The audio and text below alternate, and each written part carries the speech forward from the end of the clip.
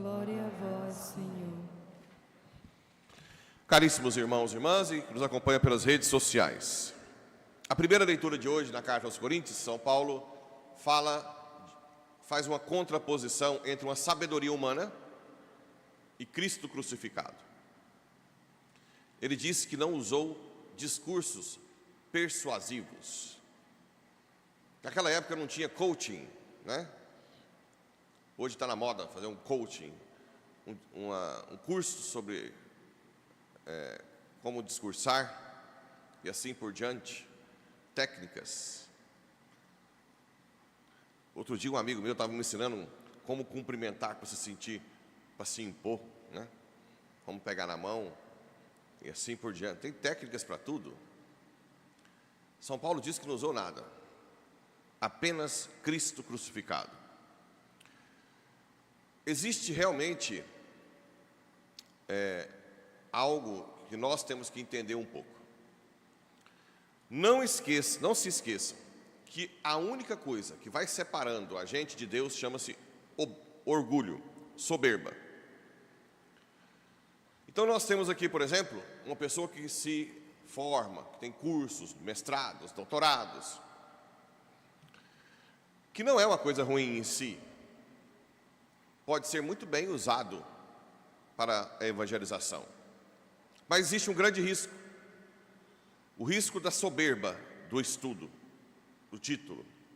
E essa soberba iludir você de que é você o protagonista da evangelização.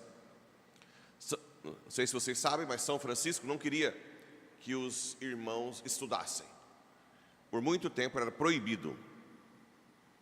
E na mesma época existia uma outra ordem mendicante chamada dominicanos, dominicani, os cães do Senhor, né, que pregam a palavra.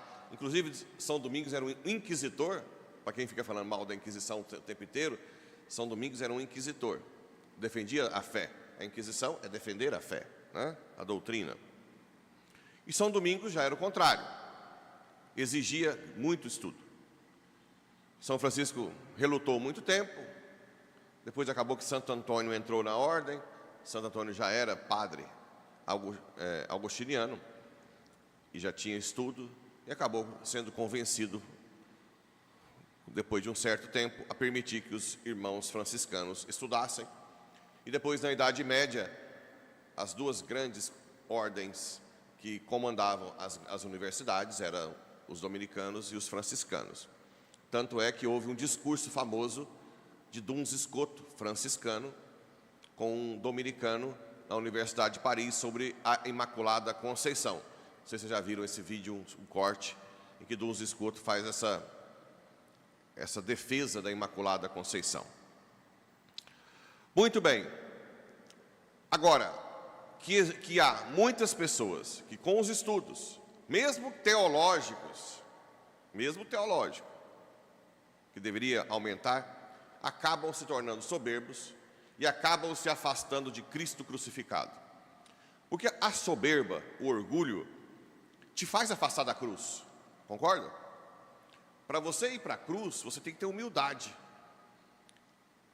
Quando eras jovem, ias aonde querias. Quando crescestes, te amarrarão e te conduzirão aonde não queres. A cruz é nós sermos conduzidos aonde não queremos, o Calvário. Eu, filho de papaizinho, detesto a cruz, humanamente falando. Não minto, detesto sofrer. Um dia, eu, na capela, olhando para o crucifixo, falei: Senhor, como é que vão fazer? O Senhor me conhece. Se me puser na tortura, eu falo que eu te nego na hora. Nunca ouvi falar de Jesus na vida. Como que nós vamos resolver isso? Aí veio no meu coração: olha para a cruz. Por que eu estou lá? Por amor. Então foque no amor. Quando você amar muito, você será capaz de sofrer por isso, né? Então, eu foco mais no amor. Eu sei que tem santos que focaram na cruz. Santa Teresinha pedia sofrimento, mas você sabe que ela arrependeu, né? na hora da tuberculose, que ela estava sangrando, ela disse: Senhor, se eu soubesse que ia sofrer tanto, eu tinha pedido. Como eu ouvi ela falando isso, eu não peço, né? Eu peço só para aumentar o amor. E na verdade, eu já contei a história aqui da mãe que tinha dificuldade de jejum, e quando ela foi cuidar da filha com câncer no Araújo Jorge, ela nem lembrou de almoçar, não lembra? Por quê? O amor. Pega exame, pega resultado, leva para cá, leva para lá. É tanto amor. Como é que alguém que não conseguia fazer 1 hora de jejum esquece de almoçar? Amor. Então, como pregar Cristo crucificado? Humildade. Os estudos são importantes? Sim, são importantes. Mas não porque você vai, por si mesmo, descobrir os mistérios de Deus. Primeiro, joelho no chão. Primeiro, missa, adoração, oração. Senhor, me ensina quem és tu. Quando eu pedi para ter aula de catecismo depois de adulto, eu lembro que o rapaz que me deu a aula de catecismo, de novo, depois de velho, né? Até morreu já. Eu nunca esqueci. Ele disse: existe um abismo enorme, intransponível, entre nós e Deus. Não queira por si mesmo tentar buscá-lo, porque você cai num precipício. Ajoelha-te diante do precipício e com humildade invoca a presença dele. E ele, porque te ama, vem ao seu encontro. Então é diferente. Se você quer aprender um pouco mais a sabedoria do alto, mesmo estudando mestrado e doutorado de filosofia, teologia, primeiro, joelho no chão. Primeiro, Duns Scoto, quando terminou a defesa da tese da Imaculada Conceição, e ele venceu os dominicanos, perguntaram: de onde vem tanta sabedoria? Aí ele levou até a capela e disse: nunca, jamais estudo sem ser diante do Santíssimo. Papa João Paulo II, eu tive a honra de conhecer a capela privada em Cracóvia, quando ele era arcebispo de Cracóvia, cardeal depois. E uma das coisas interessantes é que me mostraram lá na frente, onde o primeiro banco da capela, antigamente, era também uma escrivaninha. Porque João Paulo II sempre estudava diante do Santíssimo. Hoje não. Dom Stanislau lá tirou a escrivaninha.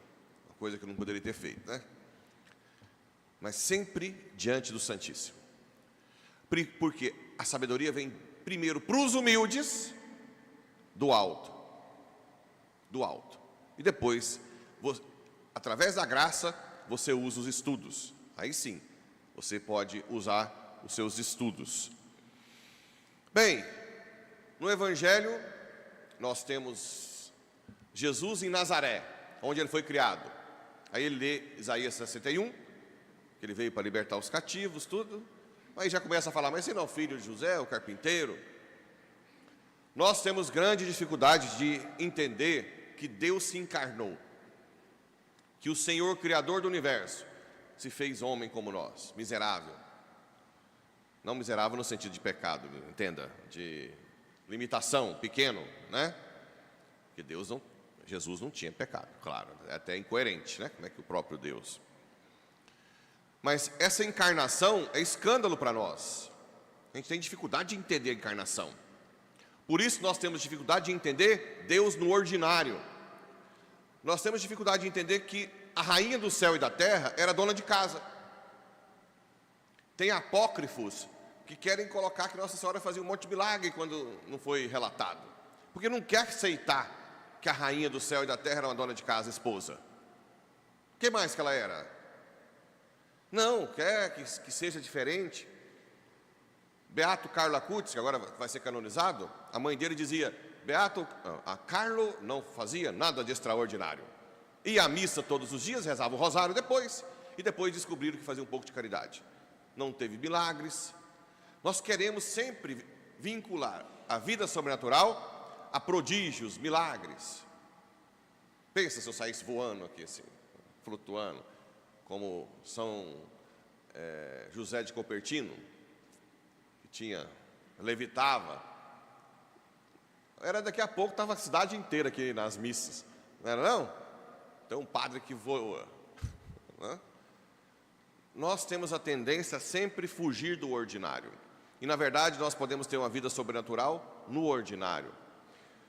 O Senhor, Criador de tudo, trabalhou na carpintaria com o pai, obedeceu a mãe.